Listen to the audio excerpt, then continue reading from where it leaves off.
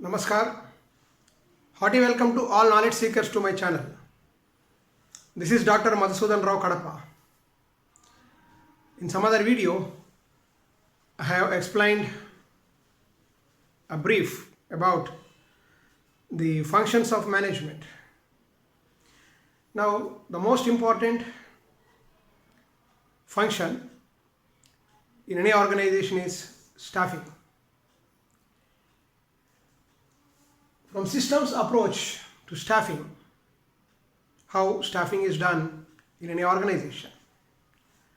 Here we have a schematic diagram which indicates the entire process of staffing in any organization.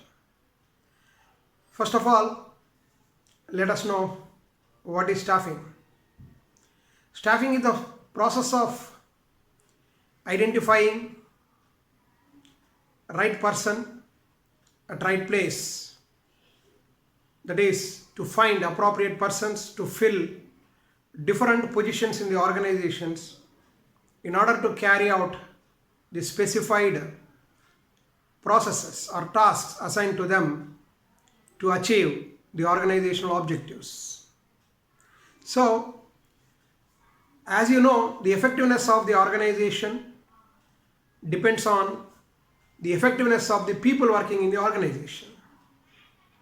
So if the people in the organization are more effective in terms of their qualification, their experience, their skills in carrying out different day-to-day activities, and as a result, the organization will grow and it can achieve the set objectives. Now, coming to the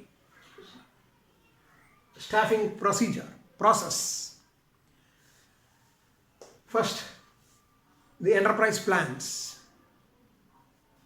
See, in general, an enterprise, that means the organization as a whole, including the top level management.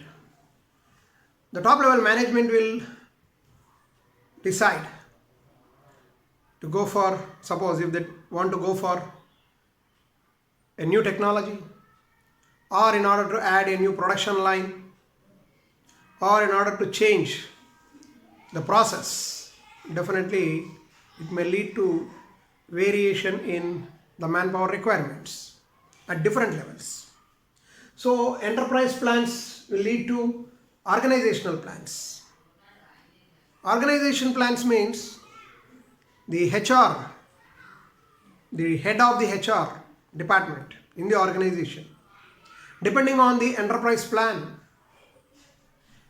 he will decide what kind of people are required at different functional levels in order to meet the objectives of the organization as laid by the administrative people, that is the top level management. So here, enterprise plan leads to the development of organizational plans, and these organizational plans give an outline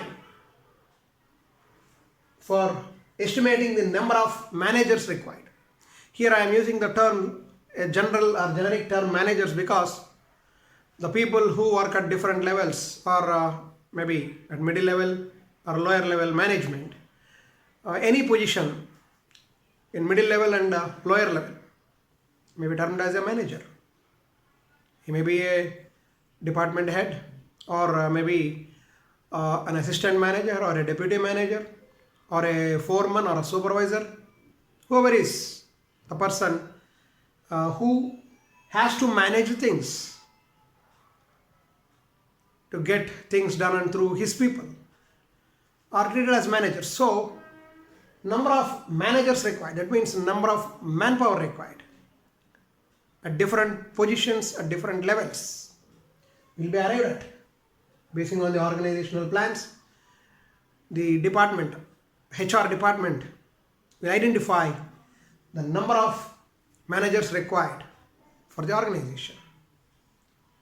Here already there are some people at different levels working in the organization. So the manager's inventory, that means the number of people with requisite qualification and experience who are already available in the organization. Because in general, in any organization, the HR people will think of using the existing resources first. If nobody is available in the organization to fit a particular position, then only they will go for recruiting from outside. So the manager's inventory. So using the manager's inventory and the number of managers required. This is the requirement and this is the availability. And based on these two, the analysis is carried out in respect of the qualification, experience, skills, whatever is required to fill the vacant positions in the organization. So this analysis is done to estimate the exact number required to be recruited from outside source. Next, here the sources. We have external sources and internal sources. External source means we have to get people from outside. Internal source means the people who are available in the organization who are working at somewhat lower levels. And is there any possibility that the people at lower level can be pushed to higher levels by promoting them or by transferring them to some other functional area? So these things can be verified. And then the next step is the recruitment, placement, and then promotion. So here, if it is external source, for that we will go for the recruitment procedure. If it is an internal source, that means if we find people who are available in the organization whom we may think they will fit for a particular position. In such case, in majority of organizations, a principle called Peter's principle is followed. According to Peter's principle, managers are pushed to higher levels where they are incomplete. That means to the levels for which they have incompetence. Or in other words, we are pushing managers to higher levels with incompetence. So just because a person is working for a long time in the organization, maybe working from 20 years or 30 years in the organization, or maybe more loyal towards the management, or maybe any other achievement, as he is working at lower level, he may achieve something. So not based on a sympathy or not based on his achievement or not based on his experience in a particular functional area, we should decide that he is fit for somewhat higher position. He may be successful in his lower position, but when we push him to the higher level, definitely there is very less probability that he may be equally successful in the higher position as he was in lower position. So manage the HR people who are responsible for the staffing process should keep in mind that they should not follow the Peter's principle by simply pushing people at lower level to higher level without considering the qualification, experience or expertise or skills that are required for the higher level. Okay, anyhow, based on the availability of internal sources, the people may make adjustments and then we will arrive at the exact requirement for the different positions whom we have to recruit from external sources. For external sources, this recruitment process is followed. Because this is lengthy process. For example, if you take a railway recruitment board, which is a very large board to recruit thousands of people at different levels for Indian Railways. In the same way, in any organization, whether it is small or big, the recruitment process is more or less same.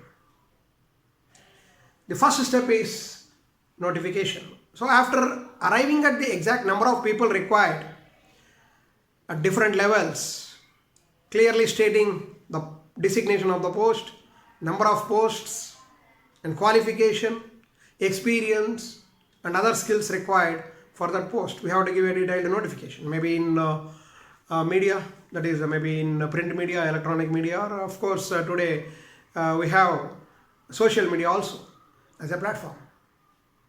So notification is the first step, so that it will reach so many aspirants who may be presently unemployed or employed in some other organization. Next step, as a result of notification, the organization may receive a number of resume or CV, whatever you call, number of applications in general. Applicants, the aspirants may apply for the job. Then once all these resume are received, scrutinizing the applications in order to identify the suitable candidates and segregating them for different positions, because all the applications may be received to a single place in the organization, and these to be segregated. Applicants should be segregated for different positions. So depending on the position for which we are going to recruit the people, certain positions may or may not require the lengthy procedure like written test, GED, interview and so on. For some positions we may go for direct recruitment, or we may call for a walk-in, or we can follow some other procedure depending on the type of organization and type of position and type of skill set required for the job or a position, say. And next, in general, nowadays the people are rushing towards software companies where this is the procedure followed. They will conduct a written test, and in some organizations they will conduct GD also, group discussions. So these are conducted, the tests are conducted in order to filter the number of aspirants to a minimum level. So finally, if they receive 1:100 or 1:1000 applications, finally they will filter it to 1:4 or 1:5. So in order to filter, in order to eliminate undeserved candidates and to identify the deserved candidates, the testing is done. And in the next level, interview will be done. The interview may be, nowadays we are observing that telephonic interviews are done. And finally, the final interview will be in the office campus, like face-to-face, telephonic, or then next face-to-face. Interviews will be done in order to assess whether the person is having the required qualities or not. And these interviews may be planned or unplanned, because sometimes a structured interview will be there where the aspirants may expect typical questions on the field of their expertise or the preliminary requisites for a particular position. So in unstructured interviews, people may not expect exactly what the interviewers will ask. So structured or unstructured interviews may be done. And next is background verification. So if the company doesn't look at the what you call genuinity of the certificates, is qualification, experience, if they want to check before going for an appointment, then they will go for background verification.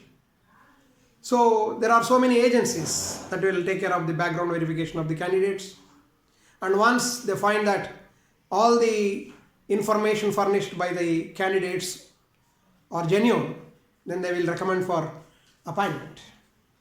So then next step is, after verification of background, the next step is appointment. So the selected candidates for different positions may be given appointment.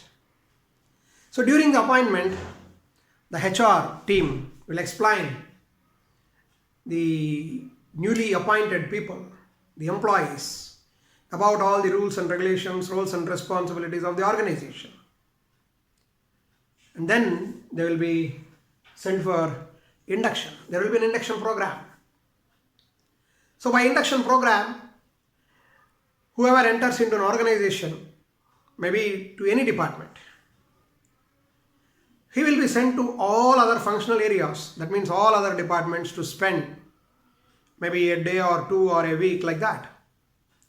In order to understand what is the overall process happening in the organization, how the activities of the different departments are in a coordinated manner, and whom to report and who is responsible for which activity or which functional area, and how these functions are interrelated. And in order to understand the organizational climate, especially the induction program is for freshers basically, or those who work in some other field, and if they come to this particular field as a new aspirant, of course they may have experience in some other area or field, but that experience may not be completely useful for this particular position. So they may be given some induction or orientation program, and then the placement. That means he will be given a designation, and if it is a middle level management, he will be given a chamber or all facilities, and he will be handed over with the people who are his subordinates, and whatever the files or any other things for which he is responsible. Then staffing is not limited with the placement of employees in the organization. Staffing is a continuous function in the organization, and the HR team, which is responsible for the staffing function, will take care of not only appointment of the employee. As long as the employee works in the organization, his promotion, his retirement, even after retirement benefits, or any other things, or any other benefits for which he is eligible, all these things, maybe like PF, ESA, and there are so many statutory things, all these things will be taken care by the HR people. And then during his working in the organization, during his tenure, training and development. So wherever required, the people working at different positions will be imparted training to develop or to improve their skills, or to upgrade or update themselves with the new technologies or new processes. Then appraisal. Simply assigning a job or giving a position and training and all these things will not help. We have to apprise. The HR team will apprise the employees based on different factors in order to assess their performance. Once, if they find that a person is doing so good in a particular position, they may think of promoting him or giving increment, raising his salary or position. That is what we call job enrichment, providing some more facilities, all these things. And this is continuous loop here. These are of two-way type. That means all these are influenced inside, interlinked with internal factors, and external factors also influence the staffing process. Since we are not interested on external factors, maybe socio-economic factors or political factors or some other factors. So coming to the internal factors that influence the recruitment process. So this is the procedure how recruitment of employees takes place in an organization. Thank you very much. In some other video, I will explain some other managerial function. Thank you.